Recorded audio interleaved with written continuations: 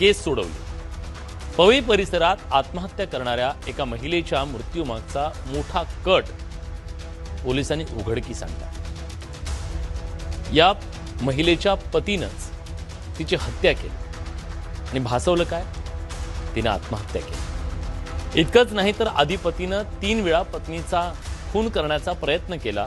त्यासाठी त्यानं 6 लाखांची सुपारी सुद्धा दिली होती आणि यावेळी एक नवा डाव टाकला, आपल्या पत्नीचा जीव घेतला, पण पोलिसांच्या नजरेतून तो सुटू शकला नाही। मुंबई पोलिसांची अचाट कामगिरी।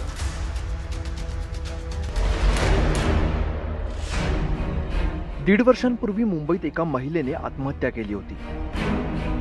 14 ऑक्टोबर 2024 रोजी गीता चौधरी हिचा मृतदेह तिच्या घरात गळफास घेतलेल्या अवस्थेत आढळलेला होता। आत्महत्या म्हणून या मृत्यूची नोंद करण्यात आली। मात्र गीता यांच्या वडिलांना हे प्रकरण संशयास्पद वाटलं, त्यामुळे त्यांनी मुंबई हायकोर्टात धाव घेतली। कोर्टाच्या आदेशानंतर मृतदेह पुन्हा बाहेर काढून तपासणी करण्यात आली। त्यात खुनाचा कट उघड झाला।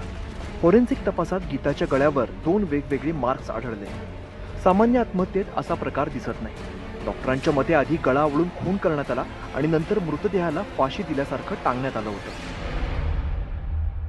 आता देखील मी आहे संघर्षनगर भागामध्ये। माझ्या उजव्या बाजूला तुम्ही पाहता ही आहे सुयोग सोसायटी नंबर 10। याच इमारतीच्या 4थ्या मजल्यावरती गीता चौधरी यांच्या राहत्या घरी त्यांची हत्या करण्यात आली। खरं तर 3 प्रयत्न फसल्यानंतर सखाराम चौधरी याने काय केलं तर 3 साथीदार निवडले, त्यांना 6 लाख रुपये दिले आणि कॉन्ट्रॅक्ट किलिंगची ऑर्डर दिली। गीता चौधरी एकट्या घरी असताना हे साथीदार त्यांच्या घरात घुसले, त्यांचा गळा आवळला आणि त्यांची हत्या केली।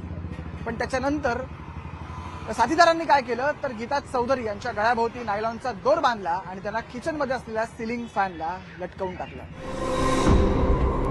फॉरेन्सिक रिपोर्ट नंतर पोलिसांनी पुन्हा फाईल ओपन केली। नव्याने तपास करताना एकापेक्षा एक धक्कादायक खुलासे समोर आले। गीताचा पती सखाराम चौधरी यानेच खुनाचा कट रचला होता। दुसऱ्या महिलेबरोबर संबंध असल्यामुळे तो पत्नीपासून दूर होण्याचा प्रयत्न करत होता। त्याने तब्बल 6 लाख रुपयांची सुपारी देऊन 3 जणांना खून करण्यासाठी तयार केलं होतं। गीताचा खून करण्यासाठी याआधी 3 वेळा प्रयत्न करण्यात आले। एकदा अंधाऱ्या रस्त्यावर चाकू हल्ला करण्याचा कट रचण्यात आला होता।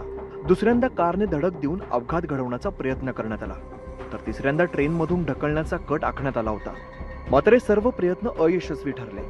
2 प्रयत्न फसल्यानंतर सखाराम याने गीता चौधरी यांच्या हत्येचा आणखी एक म्हणजेच तिसरा प्लॅन सुद्धा रचला होता। गीता चौधरी यांना सखाराम हा धावत्या ट्रेनमधून धक्का देणार होता। तशी तयारी सुद्धा झाली होती, तसं तो करणारही होता। पण अर्थात ट्रेनमध्ये गर्दी असते, त्याच्यामुळे सखारामचा तिसरा प्लॅन सुद्धा फेल झाला।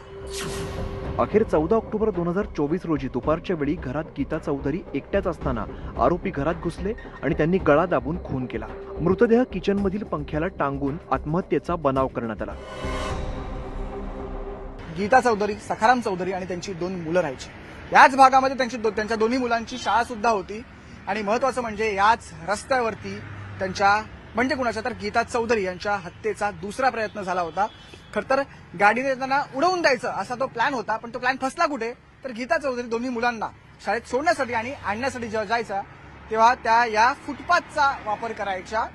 त्याच्यामुळे गाडीने उडवून देणं हे शक्य नव्हतं फुटपाथवरून। जर अर्थात गीता चौधरी यांनी या रस्त्याचा वापर केला असता तर कदाचित दुसऱ्याच प्रयत्नात गीता चौधरी यांची हत्या झाली असती।